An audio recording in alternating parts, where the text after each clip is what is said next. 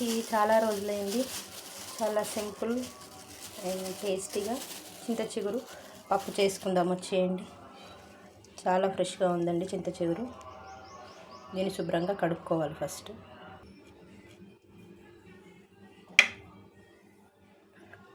1 glass పప్పు తీసుకోవాలి. శుభ్రంగా ఫస్ట్ కడుక్కోవాలి. దీన్ని కుక్కర్ తీసుకొని దాంట్లో 1 గ్లాస్ పప్పు వేసుకుందాం.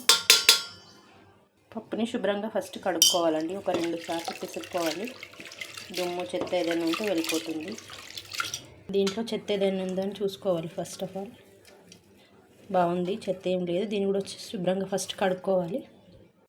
చక్కగా ఇలా వాటర్లో వేసి దీన్ని కూడా కడుక్కొని పప్పులో వేసుకోవాలండి.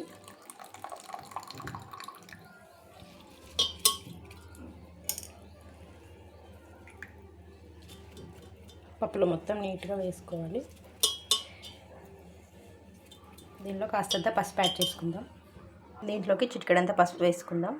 దాంతోపాటు జీలకర్ర 1/2 స్పూన్ అంత వేసుకుందాం.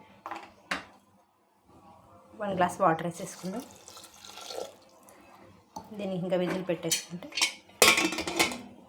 ఇలా పొయ్యి మీద 2 విజిల్స్ వరకు పెట్టుకోవాలండి. చక్కగా ఉడికిపోతుంది. పప్పు ఉడికిపోయిందండి, చక్కగా ఉడికిపోయింది. దీన్ని గరిటెతో మెదుపుకోవచ్చు. దీంట్లో 1 స్పూన్ కారం వేసుకుందాం. కల్లుప్పు, దొడ్డుప్పు 1 స్పూన్ వేసుకుందాం. స్టవ్ వెలిగించుకొని దీన్ని మళ్ళీ ఒక్కసారి పెట్టుకోవాలండి. కొంచెం లూజ్గా కావాలనుకుంటే కాస్త వాటర్ యాడ్ చేసుకుందాం. ఆయిల్ వేసి పోపు పెట్టేసుకుందామండి. పోపు గింజలు, ఎండుమిర్చి, ఆవాలు, జీలకర్ర ఫస్ట్ వేసేసుకోవాలి. పోపు ఇలా వేగుతుండగా కాస్తంత ఇంగువ యాడ్ చేసుకోండి. సన్నగా దంచి పెట్టుకున్న వెల్లుల్లి రెబ్బలు కూడా వేసుకోవాలండి. చిటికెడంతా పసుపు యాడ్ చేసుకుందాం. పోపు కంప్లీట్ అయిపోయిందండి. లాస్ట్లో కాస్తంత కొత్తిమీర యాడ్ చేసేసుకుందాం. పోపు అయిపోయింది. ఉడుకుతున్న పప్పులో వేసేసుకుందామండి. ఈ సీజన్లో వచ్చే చింత చిగురుతో చింత చిగురు పప్పు చేసుకున్నామండి. ఇలా మీరు కూడా చేసుకొని ఎంజాయ్ చేయండి.